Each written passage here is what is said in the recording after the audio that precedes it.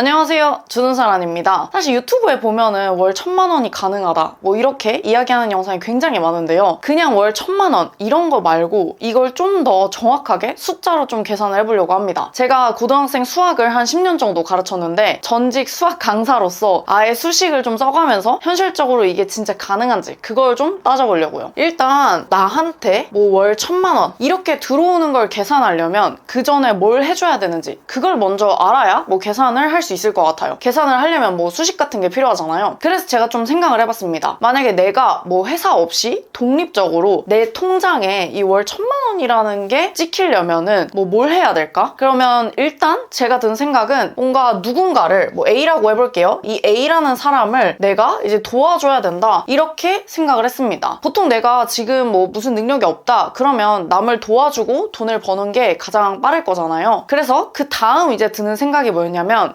그러면 내가 이제 월 1000만 원을 남을 도와주고 돈을 벌려면 얼마 정도의 값어치를 도와줘야 내가 월 1000만 원을 벌 수 있을까? 이거를 좀 생각을 했습니다. 이걸 계산하려면 뭔가 정확한 기준이라는 게 필요했어요. 그래서 생각이 난 게 제가 뭐 학원이나 음식점 이런 것들을 했었는데 업종별로 이제 대부분 뭐 이제 프랜차이즈라는 게 있습니다. 이 프랜차이즈를 만약 하게 되면요. 이 프랜차이즈 본사에서는 어떤 로열티라는 걸 챙겨갑니다. 여기서 말하는 로열티라는 건 자신들의 어떤 브랜드를 쓰는 값 이런 건데요. 정확하게는 크게 좀 두 가지 의미가 있어요. 첫 번째로는 이제 유명한 브랜드다. 그러면 그 이름을 쓰면 내가 따로 홍보를 하지 않아도 알아서 고객이 오거든요. 그래서 뭔가 고객을 유치해주는 그런 값이 있고요. 그 다음에 좀 덜 유명한 곳, 안 유명한 곳들은 그냥 이 시스템, 뭐 재료라던가 뭐 이런 시스템 값으로 하기도 합니다. 근데 대부분은 당연히 이제 프랜차이즈 중에서 유명한 곳들을 많이 선호를 합니다. 예를 들면 뭐 베스킨라빈스나 투썸이나 이런 곳들은 애초에 좀 프랜차이즈를 하기 자체도 굉장히 어렵다고 알려져 있어요. 워낙 유명한 브랜드들이라서 그런 거죠. 근데 이런 것들을 왜 하려고 하냐? 사실 생각을 해보면 내가 뭘 하지 않아도 고객들이 애초에 이 브랜드만 보고 오는 그런 것들 있잖아요. 그래서 이런 고객 유치의 목적이 조금 더 강하다고 생각을 했어요. 그래서 저는 이 비율을 정할 때 일단 프랜차이즈 로열티라는 기준을 가져왔고 그리고 이 기준을 할 때 이 고객 유치의 퍼센트를 좀 더 둬야겠다 이런 생각까지에 이르렀습니다. 제가 할 때는 사실 8년 전이기는 한데 외식업 같은 경우는 이 로열티를 한 3에서 6% 정도 받았고요. 교육업은 좀 서비스업이다 보니까 비율이 조금 더 높은데 5에서 한 10% 정도를 받았어요. 지금도 알아보니까 이 비율 자체는 거의 비슷한 것 같더라고요. 물론 뭐 브랜드마다 조금 차이는 있지만 좀 러프하게 보면 서비스업 우리가 도와준다는 차원에서는 이 기준을 프랜차이즈 로열티 기준으로 보면은 10% 정도로 계산을 할 수 있었습니다. 그러면 내가 만약에 월 1000만 원을 벌고 싶다 그러면 최소 월 매출을 누군가를 도와준다고 했을 때 1억 정도를 만들 수 있는 그런 능력을 갖춰야 된다 이렇게 생각할 수가 있는 거죠. 뭐 사실 이것만 들으면 굉장히 막 부담이 오죠. 이게 그래서 진짜 가능한지 뭐 이렇게까지 해주려면 어느 정도의 실력이 필요한 건지 그걸 한번 뭐 지금 아예 다 공식으로 계산을 해보려고 합니다. 이거를 아예 계산을 하려면 아무래도 실제 사례가 필요하다 보니까 실제 사례를 아예 가져왔어요. 그래서 하나하나 숫자를 넣어보면서 이게 될 것 같은지 또 어느 정도의 실력이 필요한지를 알려드려 보도록 하겠습니다. 근데 여기서 일단 이것만 들으셔도 아직 좀 궁금하신 부분이 많을 것 같아요. 그래서 이 과정에서 제가 왜 이렇게 이제 계산을 했는지에 대해서 조금 더 추가로 설명을 드릴게요. 이걸 들으시면 아마 좀 더 정확하게 이 A라는 사람이 누군지 그게 좀 보이거든요. 그래서 이해를 돕기 위해서 이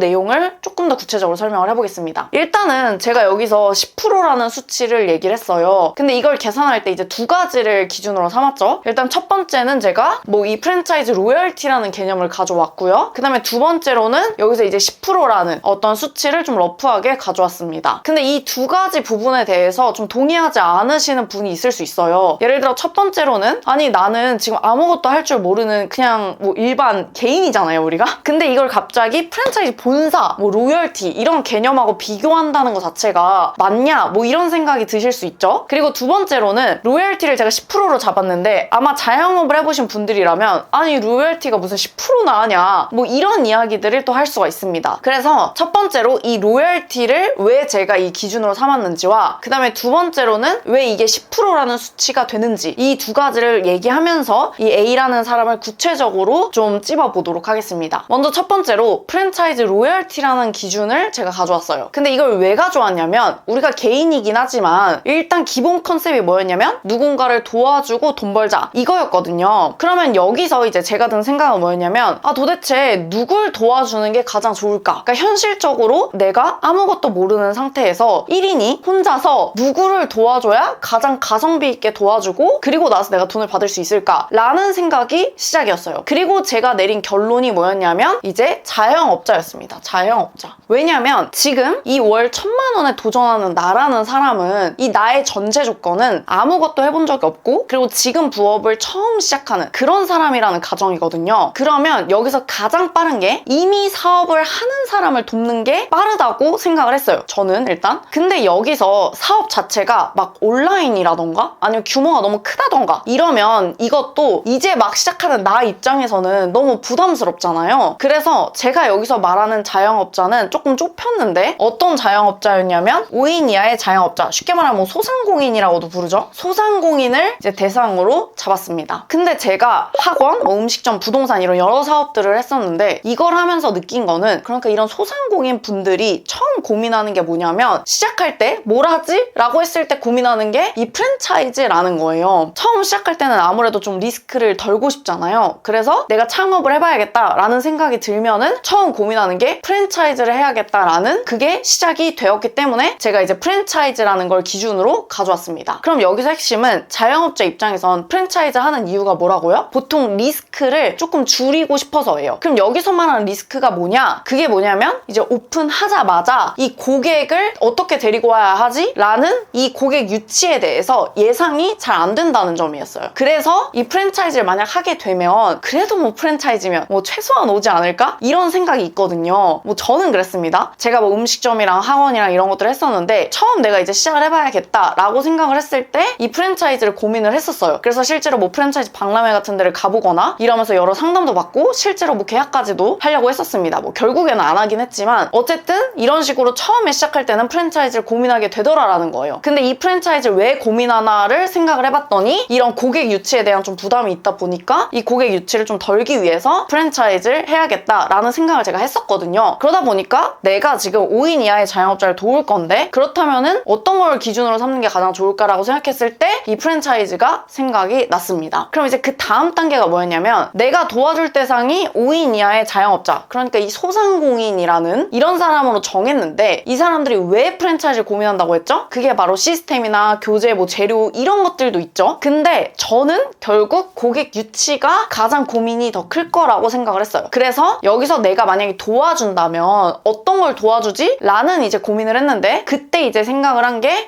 내가 어차피 도와줄 거라면 이 고객 유치를 도와줘야겠구나 라는 생각을 했습니다. 그래서 지금부터는 이제 계산을 할 건데 어떤 걸 계산으로 할 거냐면 바로 이거를 기준으로 계산을 해볼 겁니다. 5인 이하의 자영업자, 그러니까 이 소상공인들한테 나라는 사람이 고객 유치를 도와주고 일정 비율의 돈을 받는 그런 거죠. 자, 그러면 제가 아까 이 비율을 10%라고 계산을 했는데 그럼 왜 10%라고 잡았냐? 이 이유는요. 보통 프랜차이즈들은 여기서 로열티를 제외하고도 보통 여기서 추가로 받는 돈이 있는데 그게 뭐냐면 이제 물품 대금이라던가 물품 대금 아니면 뭐 학원 같은 경우는 뭐 교재 뭐 이런 것들을 판매하면서 수익을 남깁니다. 근데 이걸 다 포함하잖아요. 그럼 이 10%가 넘어가요. 제가 러프하게라고 표현을 했지만 실제로 제가 자료 조사를 해봤을 때에도 미국 기준으로 B2C 그러니까 직접 고객한테 응대하는 업의 경우에는 서비스업은 8%, 그 다음 제품 판매 업종은 13% 정도로 잡고 있고요. 산업별로도 보면은 차이가 좀 크긴 하지만 아래 뭐 항공, 교통, 운수 이런 건 사실 우리가 잡은 어떤 5인 이하의 자영업자 이런 사람들이 아니잖아요. 그렇기 때문에 실제 우리가 당장 도와줄 수 있는 사람들은 맨 위에 있는 소비자 서비스, 교육 뭐 이런 업종들만인데 이런 업종들 보면 퍼센트가 애초에 마케팅에 지출하는 비용이 10%가 넘어가요. 그래서 나한테 고객 유치를 해준다고 가정했을 때 10% 정도면 굉장히 뭐 합리적인 비율이라고 생각했기 때문에 이 10%라고 잡았습니다. 그러니까 여기까지 한 번만 좀 정리를 해보겠습니다. 여기서 말하는 나라는 거는 아무것도 해본 적이 없고 또 지금 부업을 처음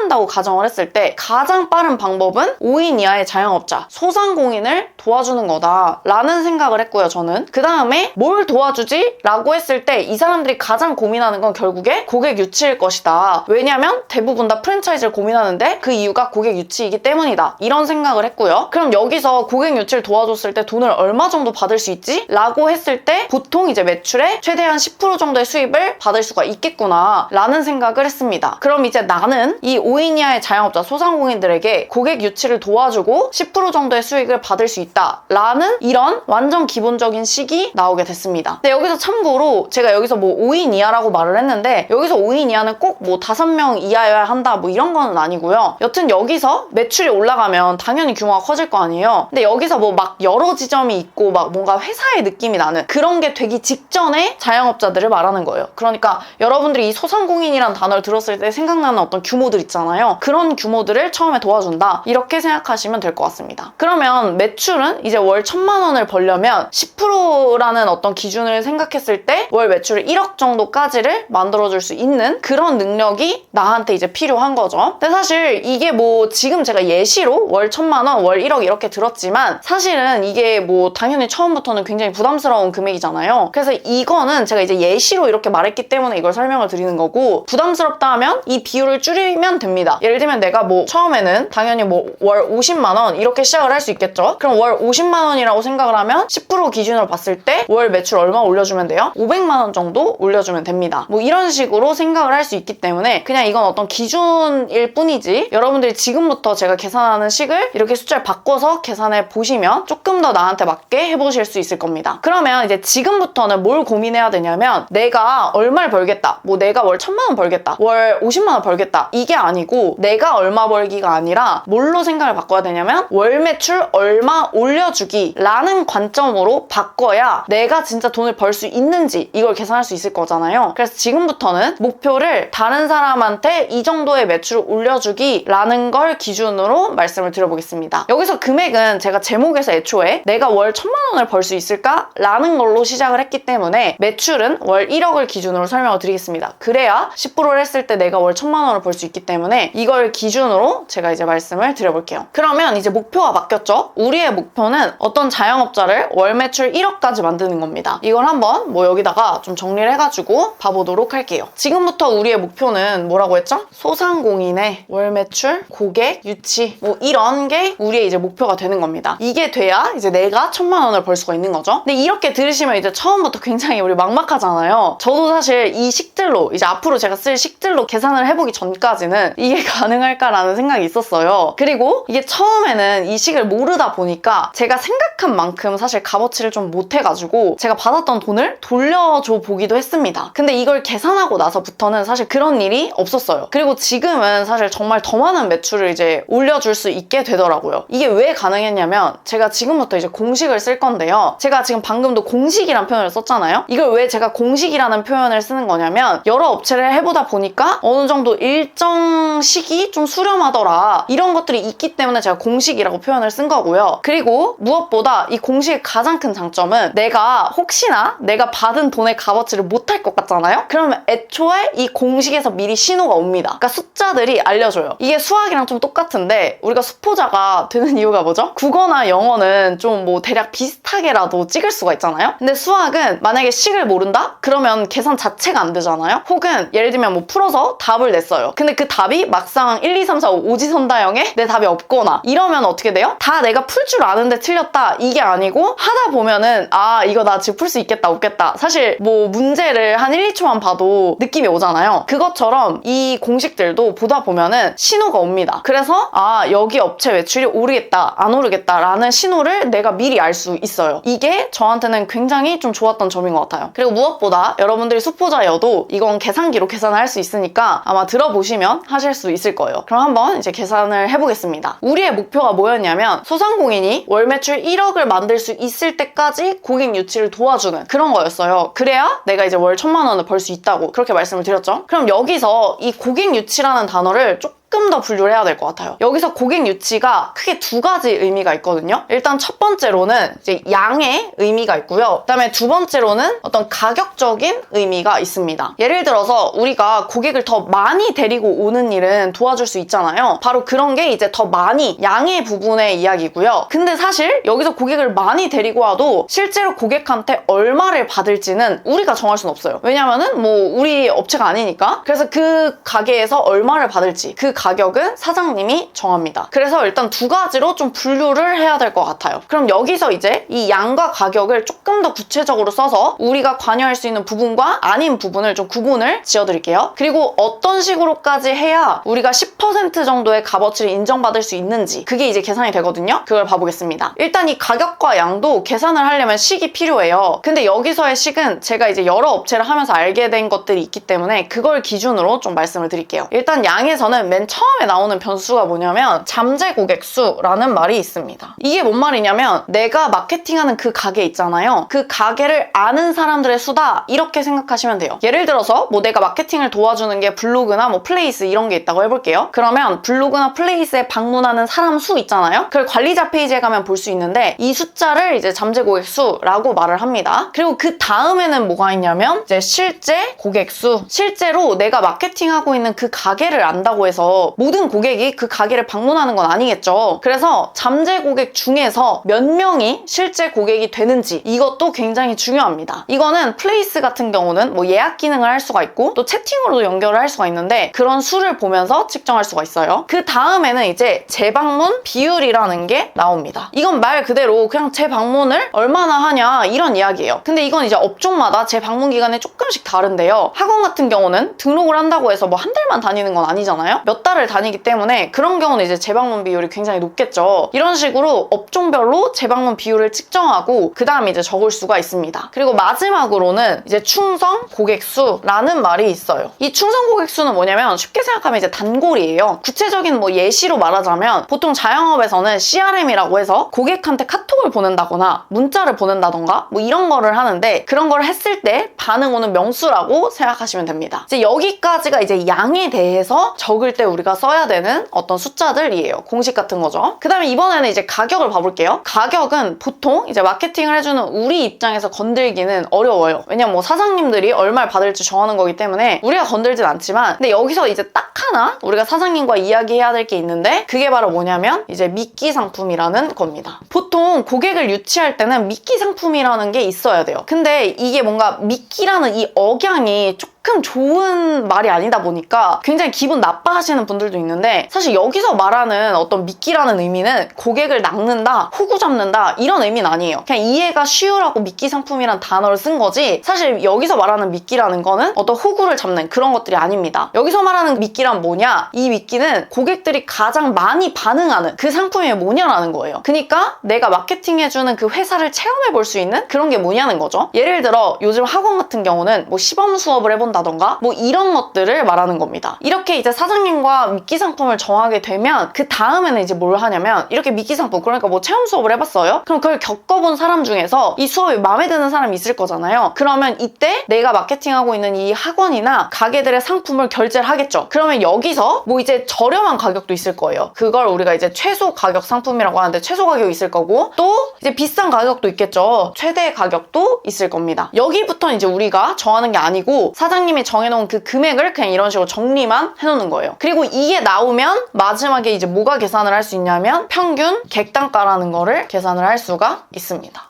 여기까지가 제가 지금까지 해보면서 이런 소상공인 자영업자들의 고객 유치에 필요한 어떤 식들이에요. 제가 이렇게까지 정리하는 이유는 좀 극제이라 가지고 뭘 할 때 이렇게 정리가 안 되면 좀 현실적이라는 느낌이 별로 안 들어요. 그래서 저는 약간 이런 어떤 걸 계산을 안 해보고 그냥 월 1000만 원 벌래 이게 좀 말이 안 된다고 생각을 하고요. 그리고 진짜 벌고 싶다면 그리고 진짜 현실적으로 이게 될지를 계산해 보려면 이런 식으로 이제 어떤 그 리스트가 나와야 된다고 생각하고 이렇게 해보는 게 조금 더 현실적이라는 느낌이 들어서 그래서 저는 이제 이런 식으로 식을 만든 겁니다. 저도 당연히 처음에 할 때는 이런 식으로 몰랐어요. 근데 이제 여러 업체를 하다 보니까 이런 식으로 이제 계산이 되고 좀 보이더라고요. 그래서 그거를 지금 제가 보여드리는 겁니다. 그럼 이제 여기서 우리가 뭘 해줘야 되는지 그걸 알아야 이제 진짜로 이 고객 유치에 도움을 줄 수 있는지 그거를 이제 알 수 있는 거죠. 또 그리고 그 중에서 내가 10%를 받을 수 있어야 되잖아요. 그럼 이게 받을 수 있는지를 보려면 이걸 이제 실제로 계산을 해봐야 됩니다. 근데 여기서 제가 뭐 임의로 숫자를 쓰거나 이러면은 약간 뜬구름 잡는 소리가 될 수 있고 그래서 아예 그냥 제가 한 업체 예시를 가져왔습니다. 바로 제 여동생 미용실이에요. 제 여동생이 1인 미용실을 하는데 이 미용실의 60%가 제 돈입니다. 위치 선정부터 처음에 마케팅 그리고 뭐 인테리어 하나하나까지 제가 다 신경을 썼거든요. 뭐 심지어는 이제 제가 아예 여동생이랑 이런 의견 충돌하는 게 싫어가지고 여동생은 이걸 준비하는 일주일간 그냥 제주도에 놀러 갔다 오라고 했습니다. 그렇게 해서 제가 정말 하나하나 쌓은 미용실이기 때문에 데이터를 가져올 수 있다는 점. 어쨌든 그렇고 지금은 이제 여동생도 미용실이 거의 3년 차예요. 참고로 이제 제 돈은 거의 7개월 차 정도에 다 갚았습니다. 잘 됐다는 이야기죠. 그래서 이제 가져와서 말씀을 드리는 거예요. 뭐 제 노력 덕분인지 제 여동생이 잘해서인지 어쨌든 둘 다겠지만 첫 달부터 이제 매출이 월 1,000만 원 넘게 혼자서 하는데도 1,000만 원 넘게 나오고 지금까지도 최소 이제 1,000만 원 넘게 유지가 되고 있어요. 보시면은 이게 이제 매출 프로그램인데 제가 이거를 가져온 달이 2025년도 2월 기준으로 가져와가지고 2월 기준으로 보여드릴게요. 이때도 사실 이제 여동생이 놀러 갔다 온다고 해가지고 뭐 한 7, 8일 정도 쉬었어요. 이렇게 쉬었는데도 총 예약 금액이 보시면 1,500만 원, 실제 매출액은 1,010만 원 정도, 그리고 총 고객 수는 185명 정도가 나왔습니다. 이 2025년도 2월 제 여동생 미용실의 데이터를 바탕으로 한번 이걸 쭉 적어보고 여기서 우리가 도와줄 부분은 뭔지, 여기서 어떻게 기여할 수 있는지 그걸 한번 이제 계산을 해보도록 하겠습니다. 일단 제 여동생의 미용실에 이 그 미끼 상품 있잖아요. 미끼 상품은 이제 다운펌입니다. 남자는 다운펌, 여자는 앞머리 일반 펌이에요. 그래서 금액적으로 보면은 두 개를 대충 계산해보면 한 35,000원 정도의 금액이 나옵니다. 그래서 미끼 상품 금액에는 제가 35,000원이라고 적겠습니다. 그리고 최소 가격은 컷이 제일 저렴하기 때문에 컷을 적었는데 컷은 25,000원이 제일 저렴한 금액이라서 25,000원이라고 적었고요. 최고 가격은 여자의 경우에는 기장에 따라 어차피 기장 추가가 되기 때문에 금액이 조금 뭐 많이 천차만별이긴 하지만 여동생 말로는 가장 비싼 게 얼마냐라고 했을 때는 옴브레라고 해가지고 뭐 색깔이 이제 뭐 여러 가지 들어간 그런 게 있거든요. 그게 이제 한 번 하고 가면 굉장히 비싸다고 하더라고요. 그게 이제 한 40만 원 정도 한다고 합니다. 그래서 이렇게 최대 가격은 40만 원으로 적을게요. 그러면 이제 평균 객단가를 계산을 해보면 아까 제가 뭐라고 했냐면 2025년도 2월 기준으로 매출이 1,010만 원이었거든요. 그리고 다녀간 고객 수가 185명이었어요. 그럼 1,010만 원 나누기 185명을 하게 되면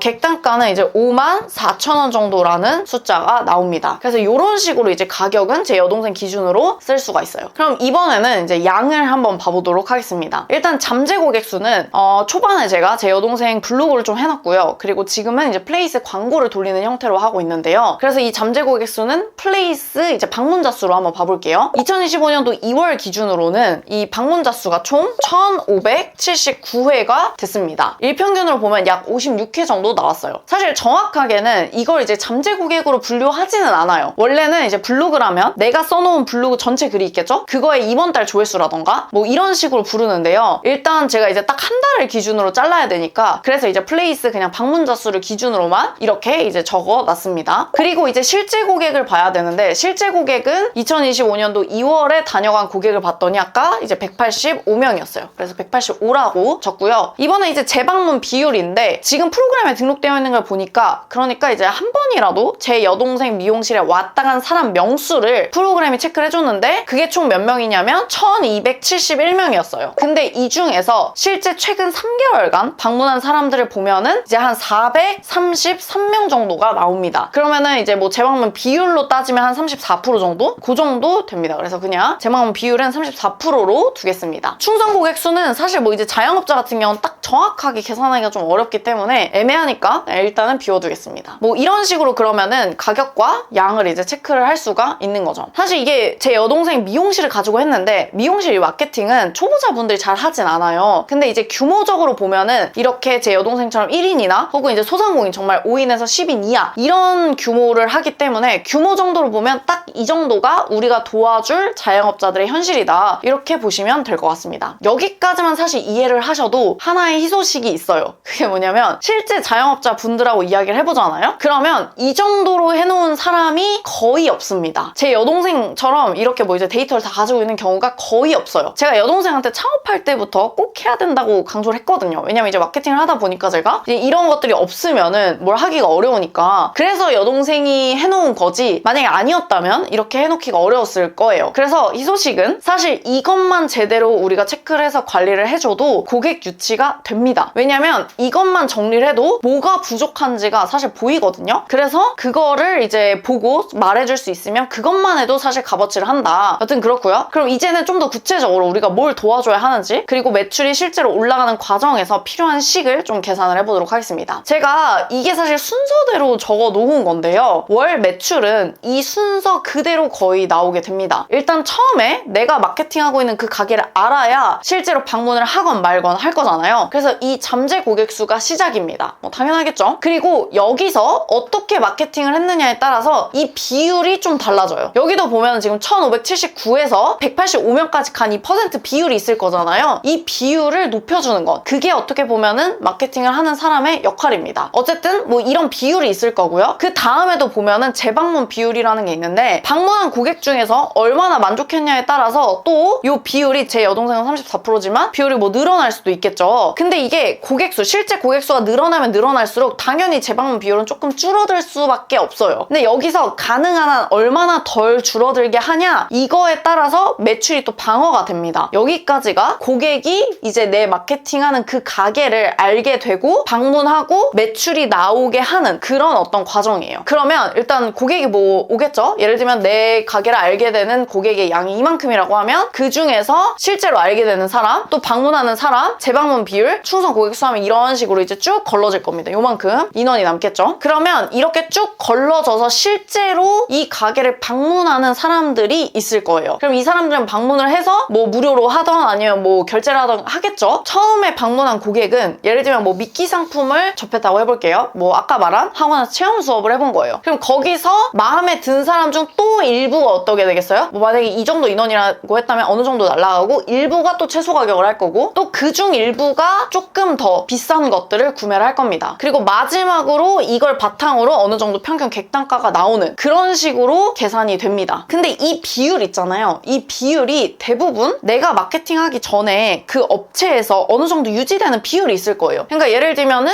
학원이다 라고 하면은 뭐 체험 수업을 안 해봤다면 그거는 모르겠지만 그거 외에도 뭐 보통 사람들이 왔을 때 얼마 정도 결제를 한다. 그 다음에 최대 가격은 뭐 이 정도로 결제가 된다. 그래서 지금 평균 객단가는 뭐 이 정도다 라는 그 비율이 있을 겁니다. 이 미끼 상품 이하 우리랑 조율해서 만든다고 하더라도 최소, 최대, 뭐 평균 객단가 이런 거는 거의 지금 그 원장님이 경험상으로 알고 있는 그 비율, 그게 거의 유지가 되거든요. 그리고 이거는 내가 이 양을 늘려놔도 거의 비슷하게 유지가 됩니다. 그래서 계산을 할 때에는 이런 식으로 쭉 온다 이렇게 생각을 해주시면 돼요. 자, 그러면 여기서 이제 우리 관점으로 좀 돌아가 볼게요. 자영업자가 아닌 그 자영업자를 도와주는 나라는 관점으로 와보겠습니다. 우리가 이 과정에서 도움을 주고 기여도를 인정받아서 돈을 버는 거라고 했는데 지금 여기까지 쓴 거는 이 업체가 어떤 상황이냐 하는 현실을 확인을 한 거예요. 그럼 여기서 우리가 돈을 받으려면 도움을 줘야 되거든요. 그러면 도움을 주려면 이걸 이제 역산을 할 줄 알아야 돼요. 그걸 그럼 지금부터 계산을 해보겠습니다. 예를 들어 우리 목표가 아까 월 매출 1억이라고 했어요. 그러면 이제 월 매출로 따지면 목표가 1억입니다. 일단 우리는 고객 양을 도와줄 수 있지 가격은 못 건든다고 했잖아요. 근데 그러려면은 일단 우리가 건들지 못하는 평균 객단가를 확인을 해야 돼요. 평균 객단가는 얼마예요? 아까 제 여동생 기준으로는 54,000원 정도였어요. 그러면 매월 필요한 고객수가 나오겠죠? 그게 몇 명이에요? 54,000원으로 몇 명이 됐을 때 1억이 나올까? 그걸 제가 계산을 해봤더니 1,851명이더라고요. 이렇게 계산이 나옵니다. 그리고 여기서 기존 고객 중에서 재방문하는 비율이 있잖아요. 아까 재방문하는 비율 얼마라고 했어요? 34%였어요. 34%면 약 3분의 1이거든요? 그러면 3분의 1이 재방문을 한다고 했을 때 실제로 필요한 고객수, 그러니까 재방문하는 고객수의 비율을 제외하면 1,851명 중에서 3분의 2만 실제로 새로 데려오면 되는 거잖아요. 실제 필요한 신규 고객수라고 할게요. 신규 고객수가 있을 겁니다. 그게 몇 명이냐면 3분의 2를 계산하게 되면 1,221명이 되는 거예요. 그러면 몇 명한테 내 가게를 알려야 될까요? 그러니까 잠재 고객수, 아까 앞에서 말한 이 잠재 고객수를 보면 제가 1,579명이었을 때 실제 방문한 고객이 185명이라고 했어요. 그럼 이게 비율로 보면은 8.5% 정도거든요. 그럼 만약에 이게 유지가 된다고 했을 때 필요 잠재 고객수를 계산해보면 몇 명일지 모르지만 몇 명일 때 만약에 아까 8.5%가 유지된다고 했으니까 8.5%를 계산했을 때 1,221명이 나와야 되잖아요. 그러면 1,221 나누기 8.5를 하면 되거든요. 지금 수학 시간이죠? 나누면 14,364명 이렇게 나오게 됩니다. 여기까지 정리를 하면 이제 보여요. 내가 월 1000만 원을 벌기까지 얼마나의 실력을 갖춰야 하는지가요. 다시 한번 정리를 해볼게요. 내가 만약에 얼마 벌고 싶다고 했어요? 월 1000만 원을 벌고 싶다. 그러면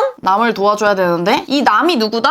이 소상공인 자영업자다. 근데 이 소상공인 자영업자들을 얼마 정도의 값어치를 도와줘야 내가 1000만 원을 벌 수 있냐? 그 비율이 약 한 10% 정도였다. 그래서 10%를 기준으로 봤을 때 월 매출 그럼 어느 정도까지 도와줘야 돼요? 1억까지 도와줘야 한다. 그럼 이 월 매출 1억을 도와주기 위해서 우리는 뭘 해야 돼요? 우리는 일단 처음에 제 여동생 기준으로 한 달에 얼마를 데리고 와야 되는 거예요? 14,364명을 데리고 와야 되는 거죠. 그러면 우리가 실제로 뭘 따져봐야 되냐면 월 1000만 원을 벌 수 있을까라는 질문에서 현실적으로 계산을 해보려면은 내가 이 미용실에 14,364명을 데리고 올 수 있을까라고 질문을 바꾸면 그러면 이제 내가 실제로 월 1000만 원을 벌 수 있을지 없을지가 판단이 된다는 거죠. 잠깐만요. 지금 제가 봤을 때는 이렇게까지 들으면 다 나가실 것 같은데 저도 처음에는 이걸 보고 진짜 좀 경악을 했어요. 일단 이렇게 식을 만들기까지도 시간이 오래 걸렸지만 이렇게 식을 만들고 나니까 왜 내가 월 1000만 원을 못 벌었는지 알겠구나 라는 생각을 했습니다. 근데 여기서 제가 훨씬 쉬운 방법을 그래서 찾았어요. 여기까지 들으신 분을 위해서 제가 알려드릴 거니까 조금만 기다려주세요. 일단 제가 좀 재밌는 걸 보여드릴게요. 제 여동생이 이제 양천구에서 미용실을 하는데 양천구 미용실, 목동 미용실이라고 네이버에 검색하는 사람 그 사람이 몇 명인 줄 아세요? 이 정도입니다. 생각보다 굉장히 많죠. 어떤가요? 이 14,364명을 데리고 올 수 있을 것 같은가요? 물론 이 네이버에 이렇게 검색한 모든 사람을 제 여동생이 다 데리고 올 수는 없겠죠. 그리고 사실 여기서 보여주는 이 수치는 예를 들면 뭐 양천구 미용실을 검색했다가 또 목동 미용실을 검색하는 중복하는 숫자도 다 계산이 된 거기 때문에 이 정도 수요가 100%다 라고 말할 수는 없어요. 근데 사실 제가 지금 단어를 2개만 보여드렸지만 이 단어 2개 말고도 관련 단어를 찾아보면 훨씬 더 많아요. 사실 이 숫자가 어찌 보면 굉장히 비현실적으로 보일 수 있겠지만 막상 하다 보면은 생각보다 또 현실적일 수도 있다라는 거를 일단 보여드리고 싶었고요. 근데 이걸 보셔도 아마 비현실적이다, 안 되겠다 하고 생각하시는 분들이 훨씬 더 많을 것 같아요. 네, 당연히 이건 처음부터 안 됩니다. 근데 이걸 보여드린 이유는 이런 식으로 계산할 수 있다는 걸 이제 보여드린 거예요. 그리고 사실 이게 단계별로 쌓아가면 정말 어느 시점에는 이렇게까지 할 수 있는 날이 오더라고요. 실제 뭐 저도 그랬고요. 그러면 이제 이거를 제가 어떻게 단계별로 쌓아갔는지 이것도 얘기를 해야 되는데 이거는 지금 오늘 영상에 다 담기에는 너무 오래 걸리기 때문에 일단 오늘은 좀 더 현실적으로 이 이야기를 제가 조금 더 현실로 좀 치환을 해볼게요. 그리고 다음 강의에서 좀 더 구체적으로 단계별 학습법에 대한 이야기를 해보겠습니다. 그럼 실제 현실을 알려드릴게요. 첫 번째로 현실에서는 이렇게 말도 안 되는 월 매출 뭐 10배 이렇게 올려줄 일은 없다. 이런 건 말이 안 돼요. 사실 지금 제 여동생이 매출 1000만 원 정도인데 그걸 제가 어떻게 보면 월 매출 1억이라는 건 10배 뻥튀기라는 거잖아요. 이렇게는 그냥 현실적으로 아예 불가능합니다. 그렇잖아요. 갑자기 매출 10배 뛴다? 현실적으로 말이 안 돼요. 그리고 우리의 목표는 사실 누구라고 했죠? 5인 이하의 자영업자, 뭐 10인, 아무리 많아도 뭐 한 10인 정도인데 그런 분들이 실제로 이렇게 내가 14,364명을 데리고 온다 하더라도 문제예요. 왜냐면 뭐 갑자기 뭐 제 여동생만 하더라도 혼자서 하는데 갑자기 그 많은 고객들을 받을 수가 없겠죠? 그래서 현실적으로 이렇게 월 매출을 미친 듯이 높여줘야 되는 그런 것들을 말하는 건 아닙니다. 그 다음에 두 번째로는 이렇게 말씀을 드려도 아무리 그래도 이만큼 인원이 아니더라도 예를 들면 뭐 이게 뭐 1000만 원, 100만 원 이렇게 줄어든다고 하더라도 이런 인원들을 내가 데리고 올 수 있냐? 이런 생각이 드실 수 있어요. 그래서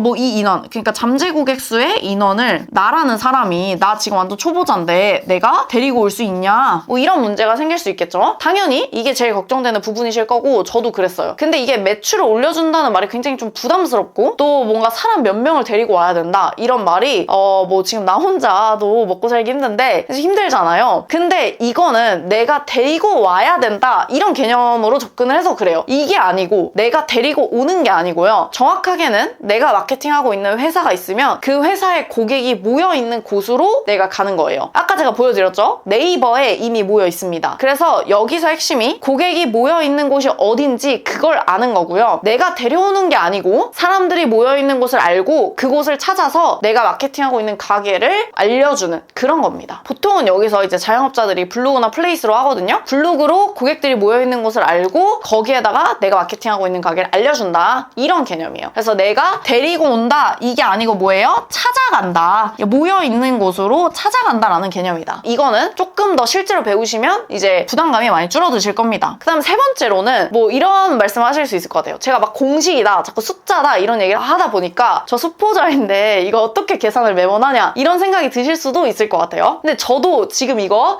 여러분들한테 설명하기 위해서 몇 번 계산해보고 나서 설명을 한 거예요. 저도 매번 하라고 하면 못해요. 그리고 정확하게는 이걸 일단 매달 할 필요가 없습니다. 그리고 정리할 때도 그냥 계산기로 엑셀로 이제 정리를 해놔요. 제가 수강생한테는 아예 이 엑셀 시트를 드리는데 거기에 이제 숫자만 입력하면 자동으로 계산이 되는 그런 것들입니다. 그러면 우리는 뭘 해야 되냐? 일단 첫 번째로는 시트에다가 이걸 다 넣고 나서 이 계산을 이제 쭉 해놓고 숫자를 확인을 하고요. 그 다음에 두 번째로는 매달, 매월은 이제 돈을 받으면서 뭐를 하는 거냐면 하나씩만 개편을 하는 거예요. 여기서 말하는 하나씩이라는 건 무슨 말이냐면 예를 들어 이번 달에는 뭐 객단가 하나만 개선을 한다. 이 평균 객단가를 높이기 위해서 어떤 걸 위주로 마케팅을 한다, 이런 것만 하는 거예요. 혹은 뭐 이번에는 내가 재방문 비율을 높여야겠다. 그러면 기존 고객을 대상으로 마케팅을 조금 해야겠다. 이런 식으로 어떤 세부적인 목표, 그러니까 이걸 다 매달 건드는 게 아니고 이 중 딱 하나, 여기서 34다? 그럼 이걸 진짜 딱 1%만 이번 달에는 올려보자. 아니 심지어 0.1%만 올려보자. 혹은 이제 규모가 크면 0.01%만 올려도 매출이 훨씬 많이 개선되는 그런 게 생겨납니다. 이렇게 하는 거지 이걸 한 번에 매달 다 건드는 게 아닙니다. 그러니까 뭐라고요? 세 번째로는 이거를 매달 계산하는 게 아니고 한 번 계산을 해놓고 그 다음에 어떤 식으로 하는 거예요? 세부 목표를 매달 두고 그 세부 목표를 하나씩만 개선을 하는 겁니다. 그리고 이 비율이 이제 하나씩 개선돼요. 예를 들면 이 필요 고객 수를 요거를 진짜 뭐 10명만 늘리자, 뭐 이런 식으로. 실제 필요 고객 수, 그럼 신규 고객 수는 예를 들면 여기서 지금 8.5%였죠? 이거 1%만 계산하자, 혹은 0.1%만 개선을 해보자, 이런 것들이라던가. 재방문 비율도 34%인데 이거 좀만 1%만 더 개선을 해보자. 그 다음에 뭐 평균 객단가도 이거를 뭐 1,000원만 더 올려보자. 그러면은 이 1,000원만 올려도 이 필요한 잠재 고객 수가 훨씬 줄어들어요. 왜냐면 여기서부터 계산을 한 거기 때문에. 이렇게 이 비율이 조금씩 개선이 되면 이렇게 이제 다 개선이 되겠죠? 그러면 그랬을 때 이 월 매출이 올라가게 되는 그런 어떤 형태를 띠게 됩니다. 이해가 되셨나요? 그래서 이 원리대로라면 매출은 그래서 여기서 이제 알 수 있는 사실이 있는데, 우리가 자영업자들을 도와주고 돈을 받는다라고 하면 뭔가 매달 꾸준히 계단식으로 도와준 다음에, 예를 들면 뭐 매출이 한 달에 얼마, 한 달에 얼마, 뭐 이런 식으로 도와준 다음에 그 다음에 내가 돈을 받는다, 이렇게 생각을 하시는데, 매출은 실제로 이제 계단식이 아니고요, 급상승 곡선을 띱니다. 급상승 곡선이라는 게 뭐냐면 이렇게 갑자기 뜬다는 거예요. 어느 일정 시점까지는 아예 반응이 없다가 어떤 시점이 딱 되면은 얘가 갑자기 딱 하고 매출이 나오고 그 다음에 빡 올라가는 그런 시점이 뜹니다. 그래서 보통 이 시점 우리가 뭐라고 얘기를 하냐? 입소문이 났다, 혹은 뭐 안정권에 들었다, 뭐 이런 식으로 이제 이야기를 하기도 하죠. 사실 저는 이 일의 가장 큰 매력을 뽑으라면 이거라고 좀 생각을 하긴 해요. 매출이 뭐 매달 꾸준히 이렇게 오른다기보다는 처음에 이게 막 개선할 때까지는 잘 안 보여요. 그래서 좀 답답합니다. 근데 이게 쌓여서 누적이 되잖아요? 그리고 어떤 임계점에 도달을 하면 그러면 매출이 탁 오르는, 이게 왜 좋냐? 보통 이제 계단식으로 해야 내가 안정적으로 돈을 받을 수 있겠다라고 생각을 하시는데, 그게 아니라 이 곡선의 가장 큰 매력은요, 이 곡선을 한 번 만들잖아요? 그리고 이 임계점을 한 번 도달을 하면 입소문이 타게 되고, 그럼 안정권으로 업체가 매출이 올라가게 되는데, 그러면